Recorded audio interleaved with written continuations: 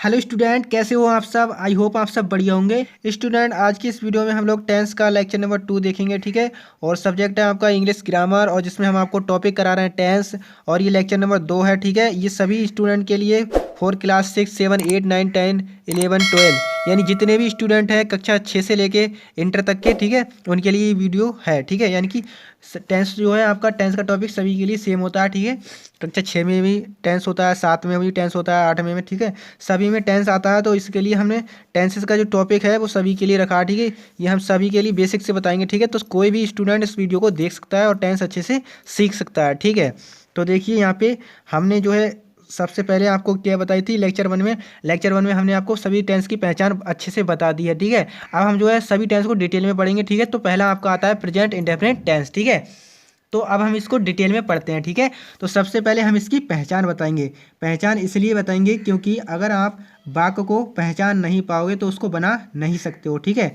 तो इसलिए पहचानना बहुत ही ज़रूरी है, ठीक है। तो सबसे पहले इसकी पहचान देखते हैं। तो देखिए, हमने आपको पिछली वीडियो में बताया था कि जिन वाक्यों के अंत में ता है, ती है, ते हैं आदि शब्द आते हैं, क्या कहलाते हैं? प्रेजेंट इंडेफिनिट टेंस कहलाते हैं, ठीक है।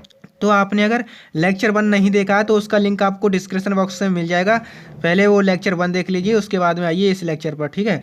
तो चलिए देखिए, हम लिख कर आपको बताते हैं। लिखेंगे इसलिए क्योंकि आपको जो है नोट भी तैयार हो जाए, ठीक है। इसलिए हम यहाँ पे लिख लिख कर बताएंगे आपको, ठीक है। तो देखिए, हम लिखते हैं यहाँ पे जिन जिन जिन वाक्यों के अंत में, जिन वाक्यों की क्रियाओं के अंत में, ठीक है, क्रियाओं क्रियाओं क्रियाओं के अंत में, क्रियाओं के अंत में, ठीक है, अंत में क्या है? ता है, ती है, ठीक है। अंत में ता है, ती है, अंत में ता है, ती है, ती है, ठीक। इसके बाद में ते है, ते हैं, ता हूँ, ता हूँ, ता हूँ, आदि शब्द, आदि आदि शब्द, आदि शब्द आते हैं, आते हैं, क्या कहलाते हैं? प्रेजेंट इंडेफिनिट टेंस कहलाते हैं, ठीक है। प्रेजेंट इंडेफिनिट टेंस कहलाते हैं, ठीक। अब देखिए बनाने के रूल देखते हैं, ठीक है। बनाने के रूल, तो इसमें जो है सबसे पहले हम एच बी देखेंगे, ठीक है। एच बी मतलब हेल्पिंग वर्ब, कि हम इसमें हेल्पिंग वर्ब क्या लगाते हैं, ठीक है। एच बी मतलब हेल्पिंग वर्ब, ठीक है। तो हेल्पिंग वर्ब में इसमें जो है एक वचनकर्ता के साथ, एक वचनकर्ता के साथ हम क्या करते हैं? डज का यूज करते हैं, ठीक है। एक वचन कर्ता के साथ, एक वचन कर्ता के साथ साथ डज का प्रयोग करते हैं, डज का प्रयोग करते हैं, प्रयोग करते हैं, करते हैं, ठीक। एक वचन कर्ता होगा अगर, यानी सब्जेक्ट हमारा एक वचन होगा तो हम डज का यूज करेंगे, ठीक है। और बहुवचन कर्ता के साथ, बहुवचन कर्ता के साथ, कर्ता के साथ, कर्ता के साथ क्या करते हैं? डू का यूज करते हैं, ठीक है। डू का प्रयोग करते हैं, प्रयोग करते हैं, ठीक। तो देख लीजिए स्टूडेंट, हमने आपको यहाँ एच बी बता दी है कि एक वचनकर्ता के साथ हम डज का यूज करेंगे और बहुवचनकर्ता के साथ डू का यूज करेंगे, ठीक है। इसके बाद में लिखिए इसमें, इसके साधारण वाक्यों में, इसके साधारण मतलब अफर्मेटिव सेंटेंस में, ठीक है। इसके साधारण साधारण वाक्यों में, वाक्यों में एक वचनकर्ता के साथ, एक वचन कर्ता के साथ, एक वचन कर्ता के साथ, के साथ क्या करते हैं? हम वर्ब में एस या फिर ई एस लगाते हैं, ठीक है ना स्टूडेंट। वर्ब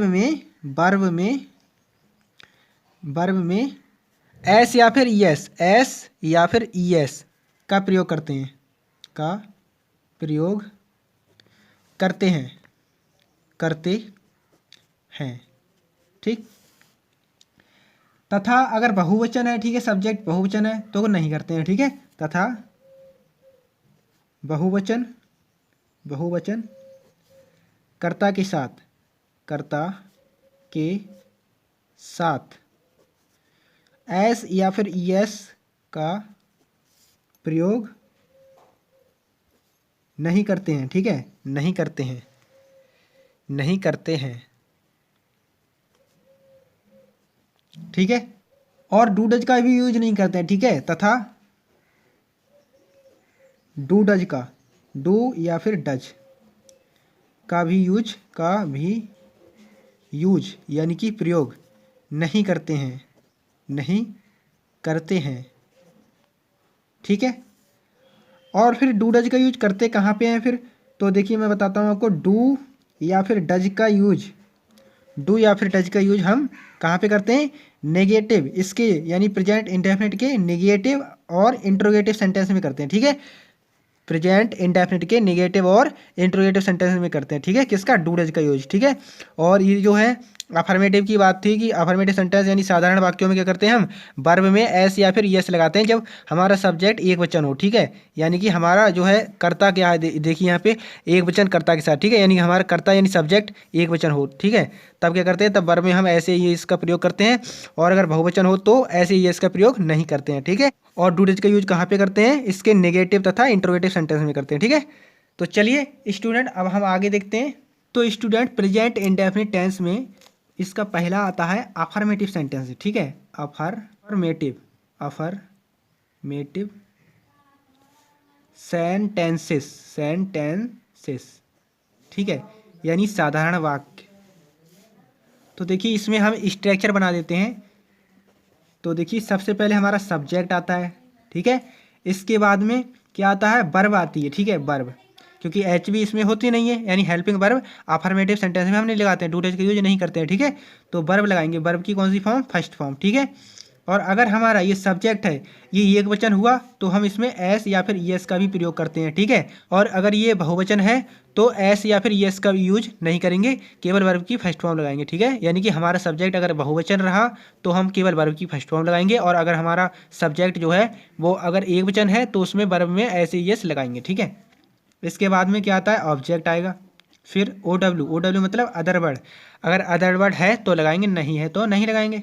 इसके बाद में फुल स्टॉप लगा देंगे, बन जाएगा हमारा वाक्य, ठीक है। चलिए एक एग्जाम्पल देखते हैं। एग्जाम्पल राधा, राधा रोजाना, रोजाना मंदिर, मंदिर जाती है, जाती है, ठीक है। तो इसमें देखिए स्टूडेंट, ये है आपका सब्जेक्ट, ये है आपका ओ डब्ल्यू यानी अदर वर्ड, और ये मंदिर है आपका ऑब्जेक्ट, और ये जाती है, ये है आपकी वर्ब, ठीक है, वर्ब यानी क्रिया, ठीक है। तो देखिए सबसे पहले आपको हम बताते हैं, देखिए अंग्रेजी में जब हम वाक्यों को बनाते हैं तो उसमें सबसे पहले हम लगाते हैं सब्जेक्ट, ठीक है, फिर आता है हमारा वर्ब, ठीक है, फिर आता है हमारा ऑब्जेक्ट, ठीक है, ऑब्जेक्ट हमारा बाद में आता है, ठीक है।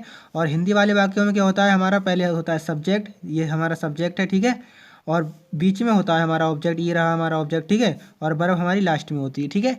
तो आसानी से अब देखिए इसको कैसे बना सकते हैं स्टूडेंट। तो सबसे पहले हमने आपको स्ट्रक्चर में यहाँ पे बताया था, पहले सब्जेक्ट लिखते हैं, ठीक है। तो सब्जेक्ट आपका है राधा, तो हम लिखेंगे राधा, ठीक है, राधा, राधा, ठीक। इसके बाद में वर्ब की फर्स्ट फॉर्म, तो देखिए वर्ब कौन है इसमें, जाना, ठीक है, जाती है यानी जाना वर्ब है, तो जाना ये होती है गो, ठीक है, ये वर्ब की फर्स्ट फॉर्म है, और इसमें ई एस लगा देंगे, ठीक है।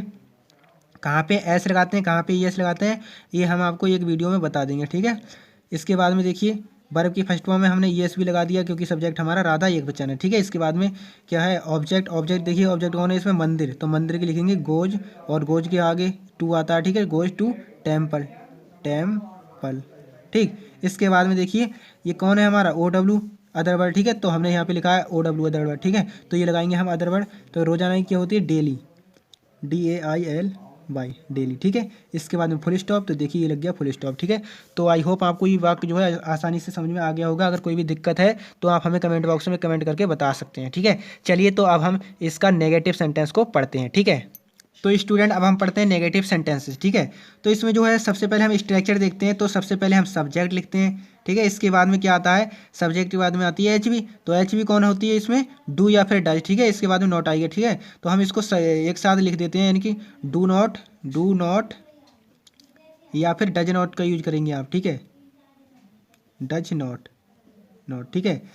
और डू का यूज कहाँ पे करेंगे, जब हमारा सब्जेक्ट बहुवचन हो, और डज का यूज करेंगे जब हमारा सब्जेक्ट यानी कर्ता जो है एक वचन हो, ठीक है। इसके बाद में वर्ब आती है आपकी, वर्ब की कौन सी फॉर्म, फर्स्ट फॉर्म, ठीक है। इसके बाद में इसमें एस येस नहीं लगाते हैं, ठीक है। अफर्मेटिव सेंटेंस में लगाते हैं, केवल अफर्मेटिव सेंटेंस में, ठीक है, एस या फिर येस, ठीक है। और नेगेटिव सेंटेंस और इंटरोगेटिव में नहीं लगता है एस येस, ठीक है। इसके बाद में जो है आपका ऑब्जेक्ट आता है, ऑब्जेक्ट, ठीक है। फिर आता है ओ डब्ल्यू, अदर वर्ड, फिर फुल स्टॉप, ठीक है, फुल स्टॉप। ये बन जाता है आपका वाक्य, ठीक है। तो चलिए एग्जाम्पल लेते हैं। तो देखिए एग्जाम्पल है हमारा, एग्जाम्पल, काजल खाना नहीं पकाती है या फिर बनाती है, ठीक है, पकाती है, ठीक। तो देखिए स्टूडेंट, इसमें देखिए काजल सब्जेक्ट है, खाना क्या है हमारा ऑब्जेक्ट है, और नहीं ये नेगेटिव शब्द है, ठीक है। और इसके बाद में पकाना ये क्या है, हमारी वर्ब है, ठीक है। तो देखिए इसको कैसे बनाते हैं स्टूडेंट। सबसे पहले हमने आपको बताया यहाँ पे सब्जेक्ट लिखेंगे। तो देखिए सब्जेक्ट कौन है, काजल, तो हम लिखेंगे काजल, ठीक। इसके बाद में डू डज का यूज करेंगे। तो काजल एक वचन है, इसलिए हम किसका यूज करेंगे, डज का, ठीक है। तो डज, अब नहीं की अंग्रेजी नॉट, ठीक है। इसके बाद में वर्ब की फर्स्ट फॉर्म पकाना ही क्या होती है, कुक हो जाएगी, ठीक है, कुक। इसके बाद में देखिए ये है हमारा ऑब्जेक्ट कौन है इसमें, खाना, तो हम लिखेंगे फूड, द फूड लिख सकते हैं या फिर फूड लिख सकते हैं, ठीक है। तो हम लिख देते हैं द फूड, ठीक है, कुक द फूड, ठीक है, फूड। इसके बाद में क्या है, फुल स्टॉप लगा देंगे, ठीक है। अब इसमें अदर वर्ड था नहीं, तो इसलिए हमने नहीं लगाया, ठीक है। तो देखिए बन गया Kajal does not cook the food, ठीक। तो आई होप आपको ये समझ में आ गया होगा। अब स्टूडेंट हम देखते हैं इसका इंट्रोगेटिव सेंटेंसेस, ठीक है। तो स्टूडेंट अब हम पढ़ते हैं इंट्रोगेटिव सेंटेंसेस, ठीक है। तो इसके इंट्रोगेटिव सेंटेंस का सबसे पहले हम स्ट्रक्चर देखते हैं। तो स्टूडेंट देखिए स्ट्रक्चर में सबसे पहले क्या करते हैं, हम क्या वाले शब्द के लिए लिखेंगे, ठीक है। तो इसमें यदि वाक्य के शुरू में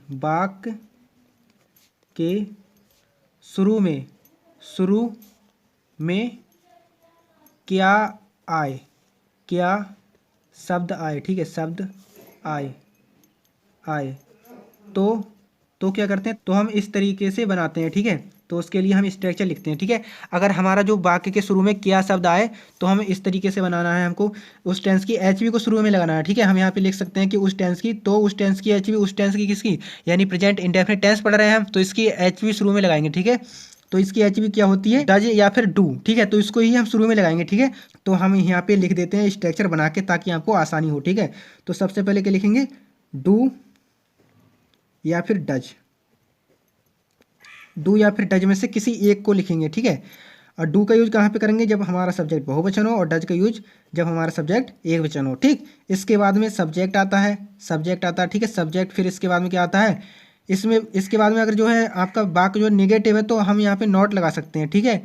और नेगेटिव नहीं है तो नहीं लगाएंगे, ठीक है। इसके बाद में वर्ब की फर्स्ट फॉर्म आएगी, ठीक है, वर्ब की फर्स्ट फॉर्म, ठीक है। इसके बाद में ऑब्जेक्ट आएगा, इसके बाद में ओ डब्ल्यू आएगा, ठीक है। इसके बाद में क्वेश्चन मार्क आएगा, यहाँ फुल स्टॉप नहीं, क्वेश्चन मार्क, ठीक।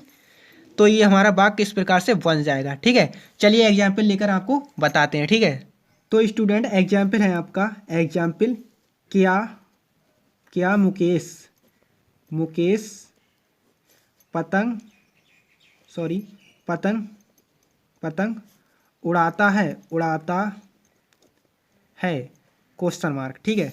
तो देखिए इसमें ये आ गया हमारा क्या शब्द, ठीक है। तो यही हमने लिखा था यहाँ पे, देखिए क्या शब्द, यदि वाक्य के शुरू में क्या शब्द आए, तो ये वाला आपको फार्मूला लगाना है, ठीक है। तो ये देखिए हमारा क्या शब्द पहले आ गया, ये हमारा सब्जेक्ट है, ये कौन है हमारा पतंग, ये ऑब्जेक्ट है, ये उड़ाना क्या है, हमारी वर्ब है, ठीक। तो चलिए इसको देखिए कैसे बनाते हैं। तो सबसे पहले हम डू डज में से किसी एक को यूज करेंगे। तो मुकेश हमारा जो है एक वचन है, ठीक है, एक वचन मुकेश है, इसलिए हम डज का यूज करेंगे। तो लिखेंगे डज, फिर लिखेंगे मुकेश। देखिए यहाँ पे सब्जेक्ट लिखा है हमने, सब्जेक्ट कौन है, मुकेश, तो लिखेंगे मुकेश, ठीक। इसके बाद में देखिए सब्जेक्ट के बाद में नॉट, ये नॉट है तो इसमें नेगेटिव शब्द तो है नहीं कहीं, यानी नहीं होता तो हम यहाँ पे नॉट लगाते हैं, अब है नहीं तो नहीं लगाएंगे, ठीक है। इसके बाद में वर्ब की फर्स्ट फॉर्म देखिए, वर्ब क्या है, उड़ाना, उड़ाना ही क्या होती है, FLY, फ्लाई, फ्लाई माने उड़ाना, ठीक है, वर्ब की फर्स्ट फॉर्म लगा दी, ठीक है। इसके बाद में ऑब्जेक्ट क्या है हमारा, ऑब्जेक्ट ये देखिए पतंग हमारी ऑब्जेक्ट है, तो fly the kite, the kite, KITE, kite, ठीक है। इसके बाद में देखिए क्या है, OW इसमें है नहीं तो OW नहीं लगाएंगे, ठीक है। इसके बाद में क्वेश्चन मार्क, तो क्वेश्चन मार्क लगा देते हैं, ये लगा दिया हमने क्वेश्चन मार्क, ठीक है।